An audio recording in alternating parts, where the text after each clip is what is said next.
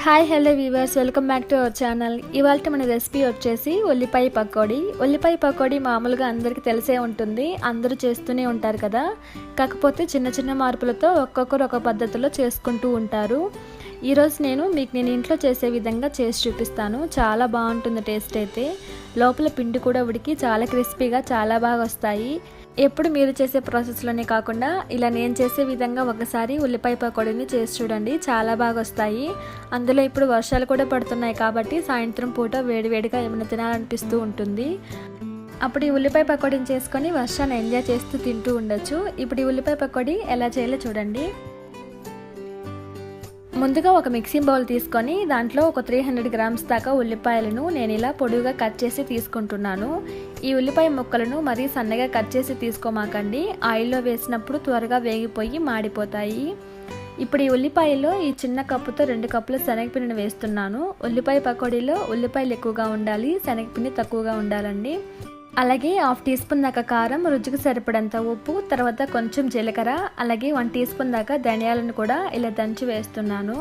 తర్వాత దీంట్లోనే 1 tea spoon దాకా అల్లం వెల్లుల్లి పేస్టు, అలాగే సన్నగా కట్ చేసుకున్న కరివేపాకును కూడా వేసి ఈ ఉల్లిపాయ ముక్కలను ప్రెస్ చేస్తూ గట్టిగా నలిపినట్లుగా చేయాలి. ఇలా చేయడం వలన ఉల్లిపాయ ముక్కలన్నీ కూడా విడివిడిగా అయిపోతాయి. అలాగే ఇందులో ఒక 1/2 లెమన్ కూడా స్క్వీజ్ చేసి తీసుకోవాలి. ఇలా నిమ్మరసం వేసుకోవడం వలన పకోడీ తింటున్నప్పుడు అక్కడక్కడ కొంచెం పుల్లగా తగిలి చాలా బాగుంటుంది టేస్ట్ అయితే. అలాగే ఒక 2 టేబుల్ స్పూన్ దాకా వేడిగా ఉండే ఆయిల్ని కూడా వేసుకోవాలి. ఇలా వేడిగా ఉండే ఆయిల్ వేసుకోవడం వలన ఎక్స్ట్రా క్రిస్పీగా అయితే ఉంటుంది. పకోడీ కూడా కరకరలాడుతూ చాలా బాగుంటుంది. ఇలా నూనె కూడా వేసి మొత్తం బాగా కలిసేలా కలుపుకోవాలి. ఈ ఉల్లిపాయల్లో మరో 1/2 కప్పు దాకా శనగపిండిని వేసి కలుపుతున్నాను. ఈ పిండిని కలిపేటప్పుడు మీకు మరీ గట్టిగా ఉంది అనిపిస్తే కొంచెం వాటర్ని చల్లుకొని కలుపుకోండి. చూడండి, పిండిని ఈ విధంగా గట్టిగా అయితే కలుపుకోవాలి. అప్పుడు మాత్రమే మీకు పకోడీ క్రిస్పీగా వస్తాయి. ఇప్పుడు డీప్ ఫ్రైకి సరిపడా ఆయిల్ వేడి చేసుకొని మంటను మీడియం ఫ్లేమ్లో అడ్జస్ట్ చేసుకొని ఆయిల్లో ఈ పిండిని ఉండలుగా కాకుండా విడివిడిగా వేసుకోవాలన్నమాట. వేసుకుంటేనే పకోడీ ఉండలుగా రాకుండా పొడి పొడిగా క్రిస్పీగా వస్తాయి. అలాగే మీరు తీసుకున్న ఆయిల్లో సరిపడ పకోడీని వేసుకోండి. ఇలా పకోడీ వేసుకున్నాక మీడియం ఫ్లేమ్లో పెట్టుకొని ఒక 4 లేదా 5 నిమిషాల పాటు వేగనివ్వాలి. వేసిన వెంటనే కొందరు తిప్పుతూ ఉంటారు, అలా తిప్పకుండా కొంచెం సేపు అలానే ఉంచేయండి. అన్ని వైపులు కూడా మంచి కలర్ వచ్చేంత వరకు వేయించుకుంటే సరిపోతుంది. ఇప్పుడు చూడండి, కరెక్ట్గా ఈ కలర్ వచ్చాక ఆయిల్లో నుంచి పకోడీని తీసేసి ఒక ప్లేట్లోకి సర్వ్ చేసుకోవాలి.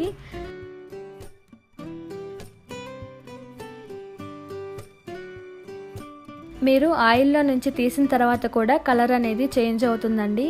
మీరు ఎక్కువ కలర్ వచ్చేదాకా ఆయిల్లోనే ఉంచారంటే మాడిపోయినట్టు అయ్యి టేస్ట్ అనేది బాగుండదు, మాడిపోయిన వాసన అయితే వస్తుంది. సేమ్ ఇదే విధంగా పిండి మొత్తాన్ని కూడా వేయించుకోండి.